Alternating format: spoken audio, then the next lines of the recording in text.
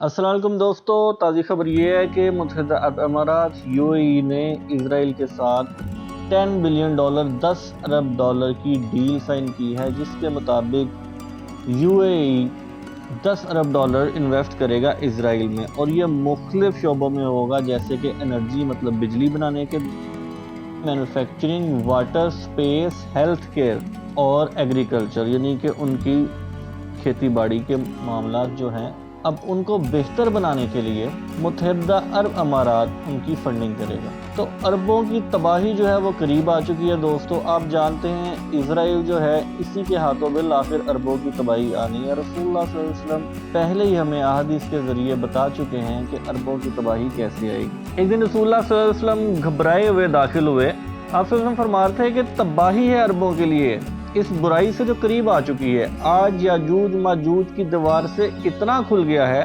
اور آپ نے اپنے انگوٹھے اور اس کے قریب والی انگلی سے ملا کے ایک حلقہ بنایا۔ اتنا سن کے زینب بن حج رضی اللہ عنہ نے بیان کیا، یا رسول اللہ صلی اللہ علیہ وسلم، کیا ہم اس کے باوجود ہلاک ہو جائیں گے؟ ہم میں نیک سالہ لوگ بھی زندہ ہوں گے؟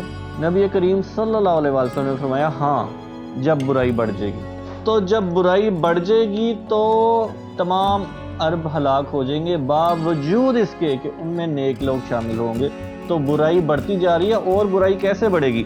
جب ایک اہم اسلامی ملک جو ہے وہ اسرائیل جیسے ملک کی سپورٹ کرے گا، نہ کہ پاکستان کی کرے گا۔ مسلمان ملک دوسرے مسلمان ملکوں کے اوپر بمباری کر رہے ہیں، آپ دیکھ رہے ہیں یمن میں مسلمان آباد ہیں، اس کے اوپر سعودیز بھی بمباری کر رہے ہیں، اور UAE والے بھی بمباری کر رہے ہیں۔ الحمدللہ پاکستان اس گناہ میں شامل نہیں ہوا، حالانکہ زور تو بہت لگایا گیا تھا، لیکن پاکستان اس میں شامل نہیں ہوا۔ تو اربوں کی تباہی کا وقت دوستو قریب آ چکا ہے۔ میں آپ کو ایک اور حدیث بیان کرتا ہوں جس سے ثابت ہوگا۔ غزوہ تبوک کے موقع پر نبی کریم صلی اللہ علیہ وسلم نے فرمایا، قیامت کی 6 نشانیاں شمار کر لو: میری موت، پھر بیت المقدس کی فتح، پھر ایک وبا جو تم میں شدت سے پھیلے گی جیسے بکریوں میں طاعون پھیل جاتا ہے۔ اب یہ شدت سے کون سی وبا پھیلے گی؟ اس وقت وہ وبا شدت سے پھیلی ہوئی ہے۔ دنیا کا کوئی بھی ایک ملک، ایک جزیرہ بھی ایسا نہیں ہے جو اس وبا سے محفوظ رہا ہو۔ یہ کرونا وائرس پوری دنیا میں ہر جگہ پھیل چکا ہے۔ کوئی ملک یہ کلیم نہیں کر سکتا کہ ہمارے پاس اس کا ایک بھی مریض نہیں آیا۔ پاکستان میں بھی اس کے بیشتر مریض ہیں جن کو چھپایا جاتا ہے۔ لوگ کہتے ہیں کہ بتایا جاتا ہے کہ لوگ کرونا سے مر رہے ہیں۔ میں آپ کو بتا رہا ہوں کہ لوگ کرونا سے مر جاتے ہیں، لیکن پھر بھی چھپایا جاتا ہے تاکہ دنیا کو یہی بتایا جائے کہ پاکستان اس وبا سے کافی حد تک محفوظ ہے۔ الحمدللہ اللہ کا بے شمار فضل و کرم ہے پاکستان پہ کہ وہ اس وبا سے کافی حد تک محفوظ ہے، لیکن لوگ روزانہ بڑی تعداد میں مر رہے ہیں۔ تو یہ وبا جو ہے آ چکی ہے۔ رسول اللہ صلی اللہ علیہ وسلم وفات پا چکے ہیں، بیت المقدس فتح ہو چکا ہے۔ پھر فرماتے ہیں کہ مال کی کثرت اس درجہ ہوگی کہ ایک شخص 100 دینار بھی اگر کسی کو دے دے گا تو اس پر بھی وہ ناراض ہوگا۔ تو یہ دیکھ لے، مال بکثرت آ چکا ہے۔ 100 دینار آج اس کی کوئی ویلیو نہیں ہے۔ عرب والے 100 دینار کو تو کچھ سمجھتے ہی نہیں ہے، خاص کر کے عرب میں اتنا مال آ چکا کہ 100 دینار کی واقعی کوئی ویلیو نہیں ہے۔ پھر فتنہ اتنا تباہ کن ہوگا کہ عرب کا کوئی گھر باقی نہ رہے گا جو اس کی لپیٹ میں نہ آ گیا ہو۔ پھر صلح جو تمہارے اور بنی الاسفر یعنی انصار روم کے درمیان ہوگی۔ انصار روم کون ہے؟